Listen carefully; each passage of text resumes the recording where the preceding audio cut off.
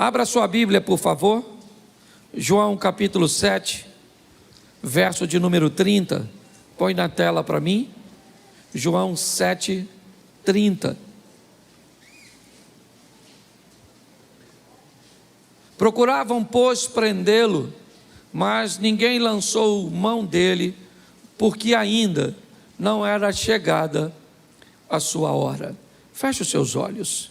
Senhor nosso Deus e Pai, em nome de Jesus, continua falando conosco, usa-me como um canal de bênção nesta hora, ó Pai, e que possamos sair daqui diferente do que entramos. O Senhor jamais reuniu um povo para despedir este povo de mãos vazias. Te damos graças em nome de Jesus, amém, glória a Deus, amém? Eu quero falar um pouco com vocês sobre o tempo, as fases, as etapas da nossa vida. Eu acho que você já conseguiu entender que na verdade o tempo é um recurso, e um recurso que não pode ser reaproveitado, que não pode ser recuperado.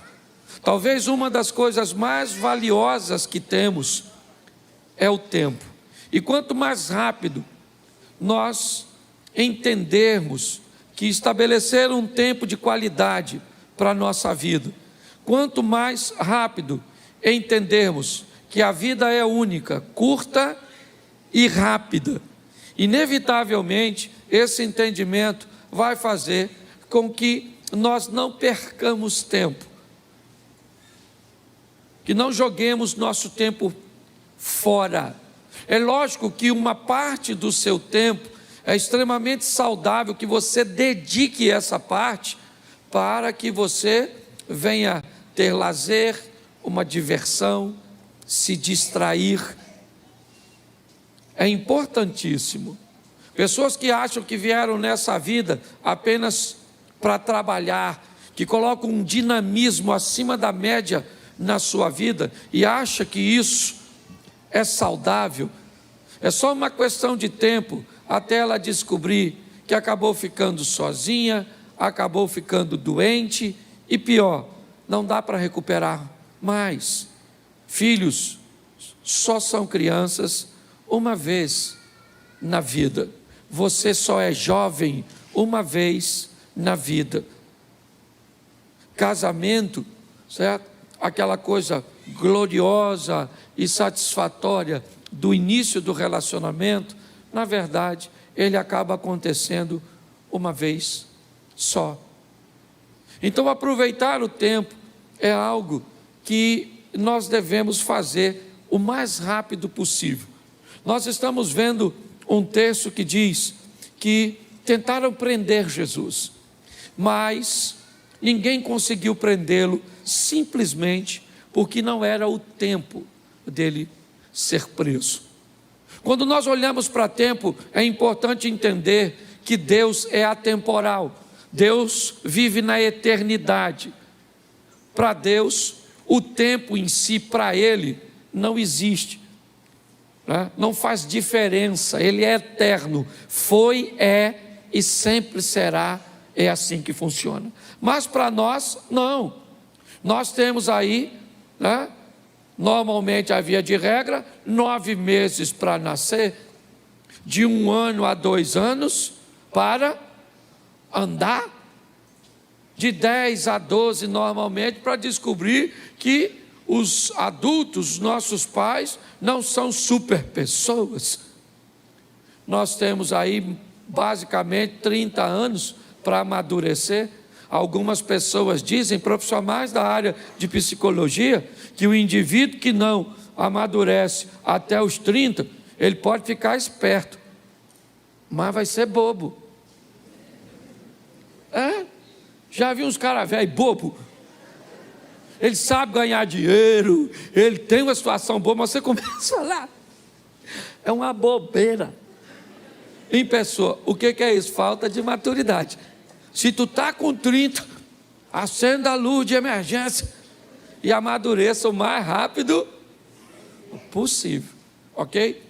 Quando o assunto é tempo, também eu preciso gastar um pouquinho de tempo para falar sobre a importância de nos preocuparmos com o que esse sistema está tentando fazer com o tempo da infância das nossas crianças.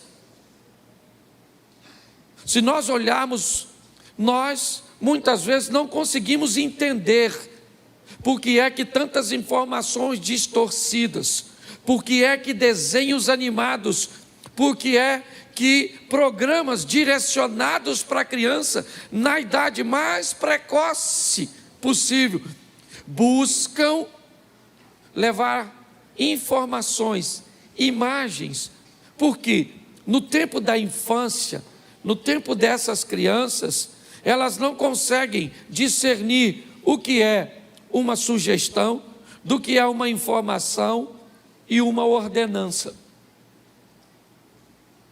Por que é que estão investindo? Nosso sistema de ensino brasileiro tem um material didático tão ruim. Por que é que desde que o mundo é mundo, pelo menos que eu lembro, no Brasil, a maioria de nós não fomos para a escola para aprender sobre sexo, se eu era menino, como fazia, se fazia, com quem fazia. Nós íamos lá para aprender matemática, português, moral e cívica, ciências. Lembra disso? E por que que hoje? O que aconteceu com esse tempo que nós estamos? É um tempo que está querendo estabelecer matrizes no nosso filho. Ensina o menino o caminho que ele deve. Se você não sabe obedecer a Bíblia, o diabo talvez seja mais obediente que você. O diabo, ele diz, se a Bíblia está dizendo, ensina o menino o caminho que deve andar, eu vou obedecer a Bíblia. E vou ensinar esses meninos a se comportar segundo o meu modelo. E quando eles chegarem em casa, vão conflitar com esses pais que não têm tempo de estabelecer matrizes. E quando tentarem desfazer as matrizes que o sistema de ensino, que na verdade tem nada a ver com educação, sistema de educação é em casa, a escola é o sistema de ensino.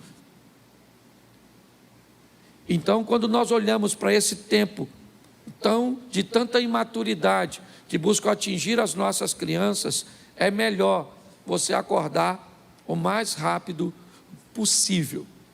Porém, eu aqui como pastor e aqueles que sobem aqui, o máximo que nós podemos fazer é levar a palavra de Deus até o seu ouvido.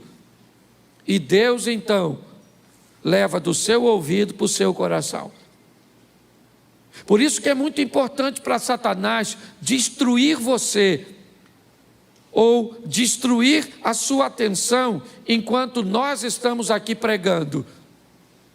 Por que é que há um ambiente tão grande de distração durante o culto? Porque é simples. Se a palavra não chega ao ouvido, não há possibilidade dela ser conduzida para o coração. Então tem que sentar alguém do seu lado que converse com você algo interessante enquanto o culto passa. Porque para Satanás é importante que no final do culto você não tenha nada na mente. Por quê? Porque se tiver na mente, preste atenção, você viu aqui o Wesley vindo ministrar a oferta, e ele disse que ouviu uma palavra aqui, uma palavra que o impulsionou a semana inteira, ou seja, a palavra estava no ouvido, estava na mente. Se a palavra entrou na mente, Deus foi levando a palavra para o coração dele, e é assim que acontece.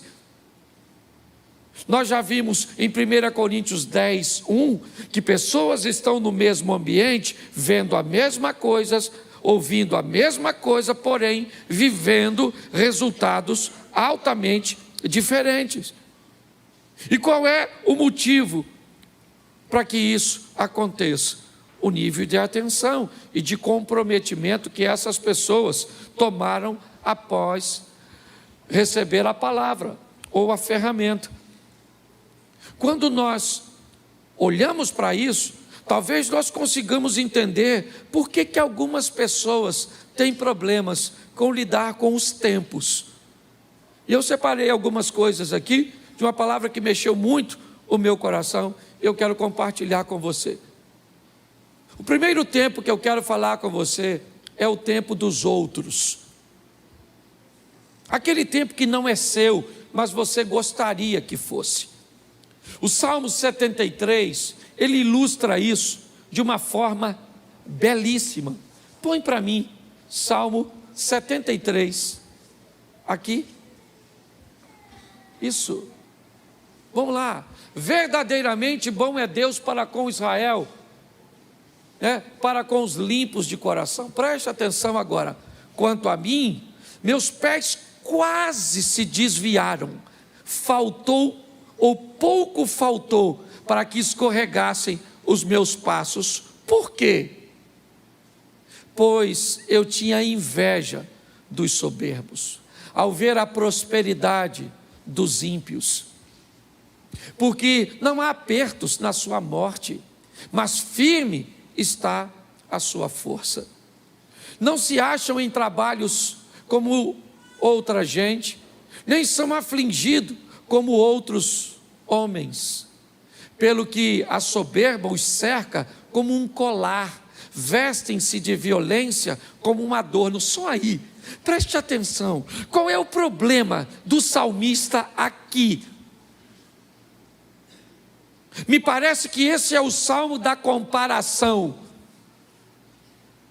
Me parece que esse texto define a pessoa que olha para o tempo dos outros, para aquilo que está acontecendo na vida dos outros, e não consegue entender que o tempo dos outros não é o seu. Muitas pessoas se perdem canalizando tanta atenção para o que está acontecendo na casa do vizinho, na empresa do vizinho, na igreja do outro pastor, que esquece de canalizar suas forças para fazer as coisas acontecerem na sua própria vida. O salmista está dizendo que ele quase caiu, seus pés vacilaram, ele quase desviou. Quando ele começou a olhar o tempo dos outros. E o que estava acontecendo na vida dos outros era muito diferente do que estava acontecendo na vida dele. Aprenda uma coisa: em muitas fases da sua vida, o casamento de outras pessoas vão estar melhor que o seu. A situação financeira de outras pessoas vão estar melhor que a sua. A aparência dessa pessoa vai estar melhor que a sua. Você precisa ter maturidade para entender que o tempo dos outros não é o seu tempo. Pare de olhar o que está acontecendo na vida de seu vizinho.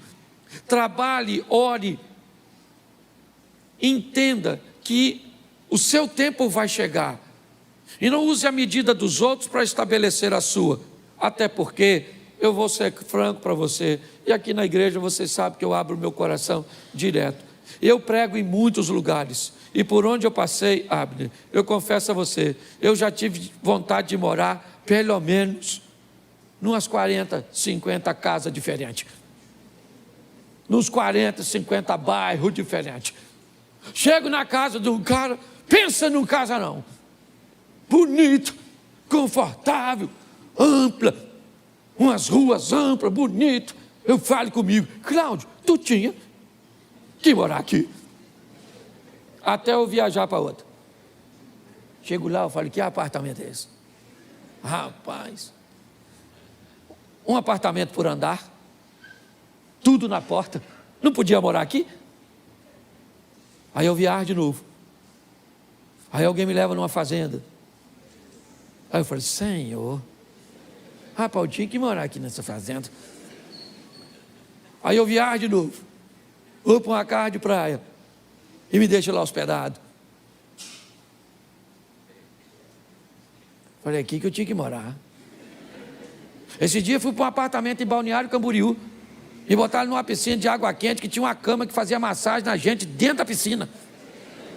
Ali eu tive certeza que era ali. Uma cama que faz massagem em nós dentro d'água. Aí eu fui para Brasília. e me levaram para uma casa que tinha até um helicóptero. Eu já esqueci da massagem. O que é uma massagem numa piscina? Com um bicho que leva a gente para as alturas? Aí eu quis morar lá. E por onde eu passo? De vez em quando ainda quero. Mudo para aqui, mudo para ali. E agora que minha mulher vai comigo de vez em quando? É 2. Cláudio, não podia morar aqui, né? E eu falo para ela, Xerém nos espera. Aquela grande metrópole. Você consegue entender? O tempo dos outros não é o seu. Pare com isso, amadureça. Vamos voltar para cá? Segundo tempo. Fora do tempo. Aquilo que nós queremos, mas ainda não é o nosso. Pastor, que exemplo você pode usar para isso? O Saul. Saul queima uma etapa.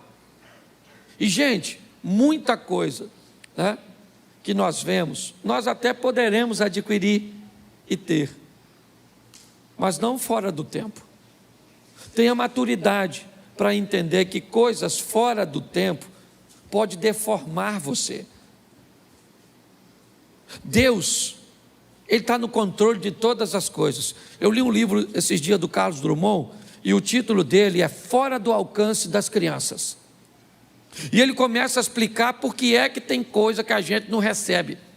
Porque Deus não dá determinadas coisas para crianças. Tem que ter maturidade. Você tem que entender que tem coisas que são para você, mas ainda não é o seu tempo de alcançá-las. E Deus sabe, nossa, eu queria. Eu vou contar uma experiência para vocês. Aqui, da minha família, está ali meu filho, minha nora estava sentada aqui. Isso, tá, deve estar com meu netinho por aí. Mas meu filho está. Nós fomos viajar. Aí entrou toda a patotinha no carro. Certo? Entramos todo mundo. Aí meu neto quis o celular para ver, né, um desenhozinho. Aí minha nora falou assim, você vai passar mal, Miguel. Mas ele, sabe como é que é criança, né? Aí minha nora, gentilmente, uma mãe amorosa, cedeu o celular. Ele começou a ver. Um tempinho depois, ele começou a enjoar. Dentro do carro, escuta só. Certo? Dentro do carro. Ele podia? Sim. Mas era o tempo de ter? Não. Nós fizemos uma paradinha. O que nós fizemos? Ele pediu um biscoito. Era para dar? Nós demos. Eu fui um incentivador. Dá um biscoito para esse menino. Vô é assim, né? Diz que vô é um burro que o filho amansou para o neto montar. Falei, dá esse menino precioso, esse garoto aqui do vovô. Toma, menino. Comeu. Começou a ficar zonzo. Dentro do carro. De repente. Assim. As coisas do interior dele começou a sair. Ele vomitou. Dentro do carro. Paramos, limpamos, tudo. E você sabe que o cheiro. Limpamos tudo e segue viagem. Com aquele cheiro. E eu estou aqui conversando com Deus, que experiência era aquela? E Deus falando ao meu coração, é desse jeito que eu não ajo. Vocês sabiam que o celular ia fazer mal? Você cedeu, porque você é bonzinho. Você sabia que o biscoito ia piorar? Você deu. E agora, Cláudio Soares Duarte, pastor. Porque quando a minha mulher só fala Cláudio Duarte. Quando é Deus, fala o nome todo e ainda usa pastor, que é para chamar a atenção. Vai fazer a viagem com esse cheiro, que não sai não. Sabe o que eu aprendi? Quando é fora do tempo, Deus não dá. Você pode espernear do jeito que você quiser, que Ele não vai se sensibilizar com você, porque Ele quer ser o melhor. Deus não age dessa forma. Então, se for fora do tempo, querido, Não queira queimar etapa, porque o negócio vai dar ruim. Está lá com Moisés, fora do tempo, achou que era o libertador, se lascou, foi para o deserto. O tempo de Deus é correto, aguarde o que Deus tem a fazer por você, amém? Ele não chega atrasado na sua vida, no seu casamento, ele não chega, ele sabe o que está fazendo, ele está cuidando de você. Muitas pessoas se atrapalham querendo coisas fora do seu tempo. Nós temos aqui para adiantar também aquilo que está no tempo para acontecer. E aprenda uma coisa nessa vida: toda oportunidade, ela tem um tempo de duração. Você precisa saber qual é o seu tempo de casar. Não queira casar antes da hora, e também não case depois. Não queira ter filho antes da hora, mas também não tenha filho velho demais, que pensa no pessoal chato. Essa turma que tem filho depois de velho é uma tribulação, uma tribulação, uma tribulação e uma tribulação. Quem tem um filho novo demais, não está preparado para criar o filho. Quem tem filho velho demais, parece que o menino é um bibelô. Não vamos entrar aqui na igreja, porque pode, certo, ter bactéria. Bactéria deve ter na sua cabeça, infeliz.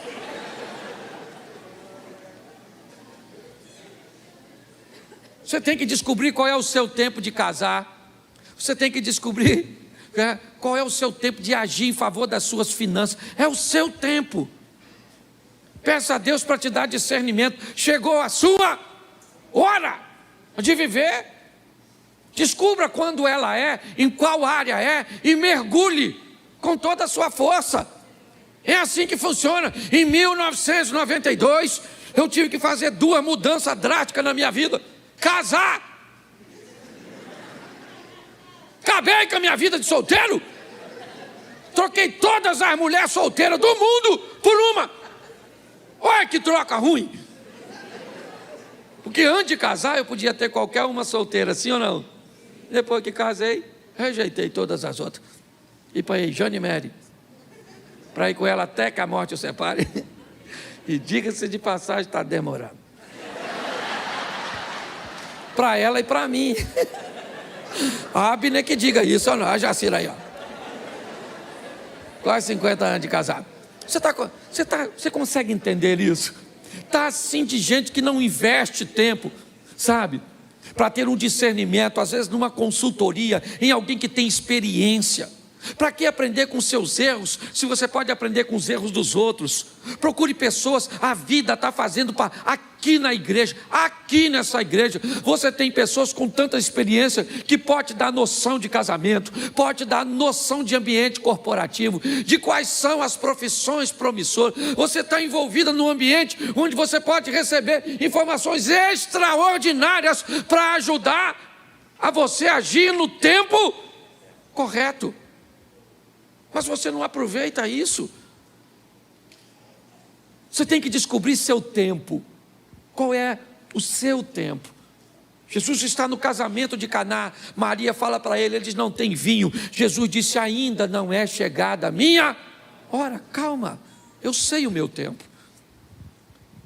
Nós precisamos amadurecer para entender isso. A menina tem 12 anos, eu já sou uma moça. Pai, posso namorar? Com 12, eu vou buscar o boneco da Barbie, o Ken.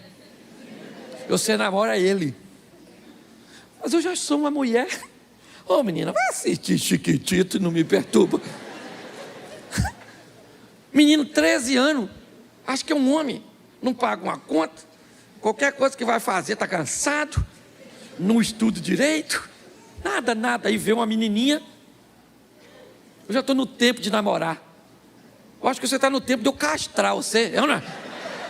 Você sossegar esse fogo. Você está rindo, mas é sério. Você tem que entender o tempo da espiritualidade. O tempo de investir em leitura, em busca por Deus. É muito importante isso, gente.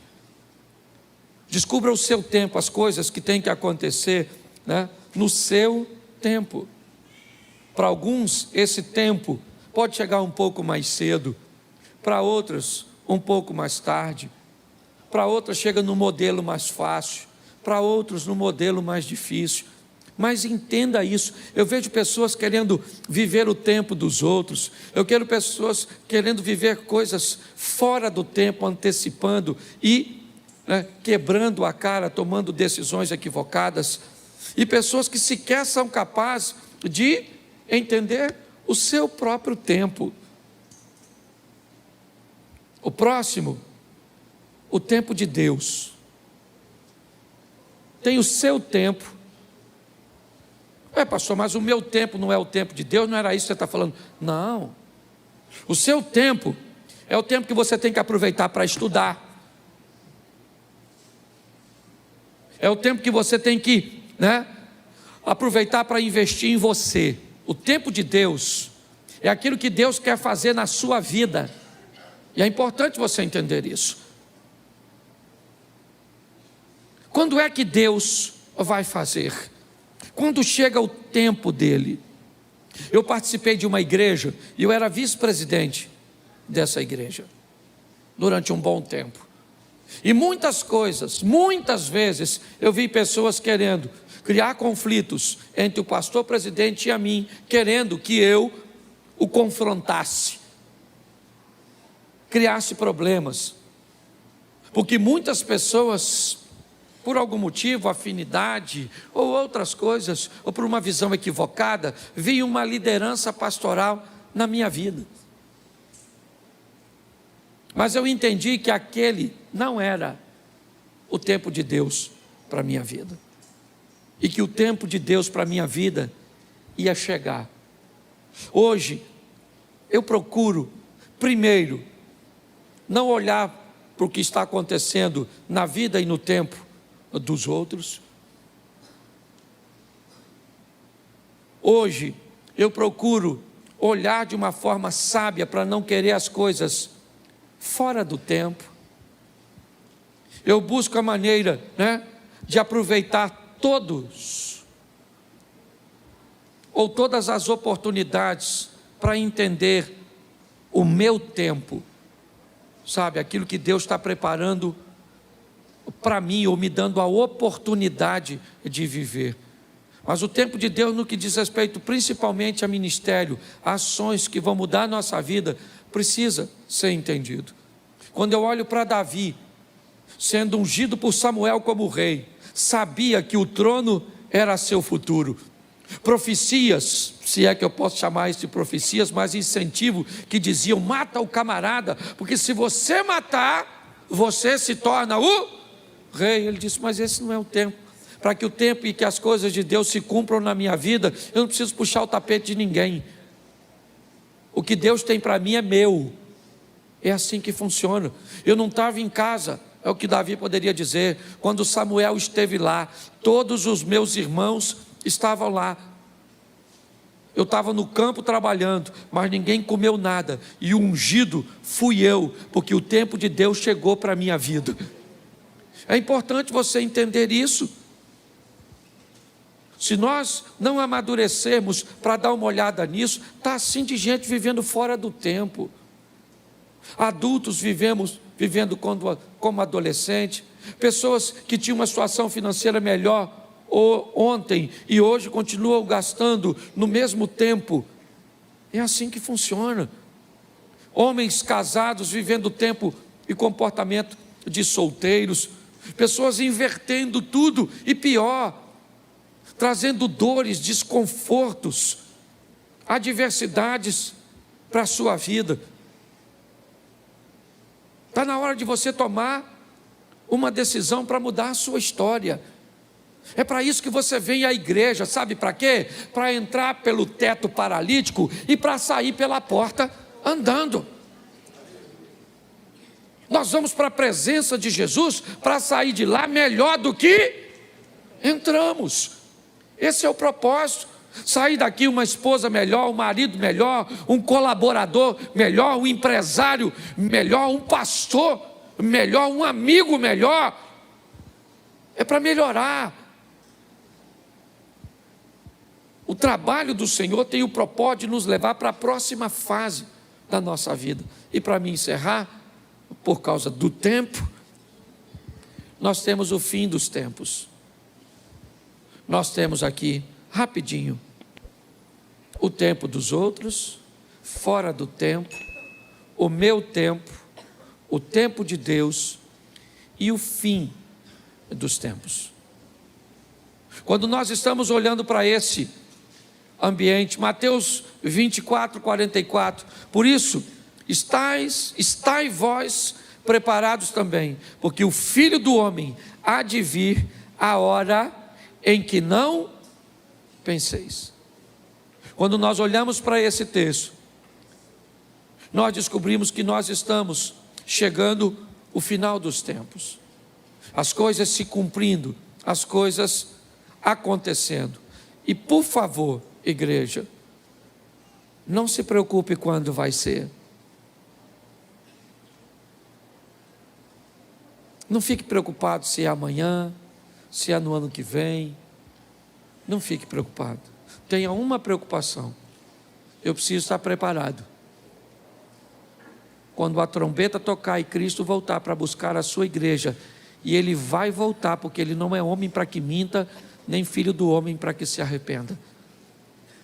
E por que é que nós investimos em vidas aqui para melhorar a sua qualidade? Porque não há evangelismo maior e melhor do que alguém olhar para você e ver Deus. Terça-feira passada, eu levei a Mary para pregar numa igreja e um pastor me chamou. Ele trabalhava na usina de Angra e ele me disse que com ele trabalhava um alemão que entendia pouquíssimo português e que falava inglês e alemão. E ele disse que criou um laço de amizade, mas que a comunicação era muito difícil entre eles. Mas que ele buscava, dentro das suas limitações, pregar Jesus para aquele homem de uma língua tão desafiadora. O homem entendia pouco, mas quem pregava era muito crente. Falava pouco e vivia muito. Dava um testemunho. O cara gostava demais dele e tolerava até ouvi-lo sem entender muitas coisas. O homem foi embora para a Alemanha e não se viram mais. Um tempo depois ele recebe a ligação da filha deste homem. E criou uma maneira, não entrei em detalhes, para comunicar a ele, que depois que o pai dela havia voltado para a Alemanha, ele aceitou Jesus como Salvador. E ele tinha falecido lá na Alemanha. E que ele deveria pegar um avião e ir à Alemanha, porque o pai dela, antes de falecer, deixou uma herança para ele, que ia mudar a vida dele. Muito mais do que o que falamos, meus irmãos, vale o que nós vivemos. A nossa sociedade está cheia de palavras, cheia de historinhas. A nossa sociedade está querendo testemunho. Não basta subir num púlpito e falar muito bem, não basta. As pessoas querem conviver com a gente, para ver como a gente vive, como a gente trata as outras pessoas, como tratamos a nossa família. Esse é um tempo que estamos vivendo, onde o Senhor está voltando. E o Espírito do Senhor está sendo derramado sobre a igreja. Aproveite esse tempo, o tempo da graça, o tempo do favor de Deus. Eu não sei o que você tem vivido, não, mas por favor, melhore a sua ótica. Não dá para demorar para ser a melhor esposa, porque Jesus está voltando. Não dá para demorar para ser o melhor marido. Não dá para demorar para ser fiel. Não dá para demorar. Ele está voltando para buscar a sua igreja. O mundo está precisando disso. Se você acha que está desafiador agora, imagine esse período do ano que vem, o período das eleições. Deixa eu avisar a igreja de uma vez. Em julho do ano que vem, eu vou tirar um tempo para falar de política aqui na igreja. Em julho. Vou mostrar um pouco a igreja. Alguns já sabem, outros, eu não gosto de fazer isso, mas eu acho importante. E a partir de julho, nós não vamos mais falar de política na igreja, até a eleição terminar. A partir de julho, e assim que acontecer a liberação da propaganda eleitoral, eu vou pedir o favor de todos da igreja que tiverem um adesivo de política no seu carro, não estacionar dentro das nossas dependências, e que aqui dentro nós não vamos falar de política. Nós vamos orar por nossa nação, porque nós estamos aí praticamente entrando numa guerra. Talvez muitos de vocês, na última eleição, perderam relacionamentos de familiares e de amigos que saíram do grupo ou removeram você e que nem fala mais contigo direito por causa de uma eleição. Isso é um absurdo. Mas nós vamos orar para a nossa nação. A minha rede social não tem nada a ver com a igreja. E na minha rede social eu faço o que eu quiser, desde que eu não quebre princípio. Mas aqui nesse púlpito nunca subiu um político que eu franqueasse para ele esse microfone. Sempre orei e oro a todos que virem aqui. Mas nós estamos chegando num tempo, igreja, que não dá para relaxar. É o final dos tempos. Transforme-se agora, porque talvez não dê mais tempo.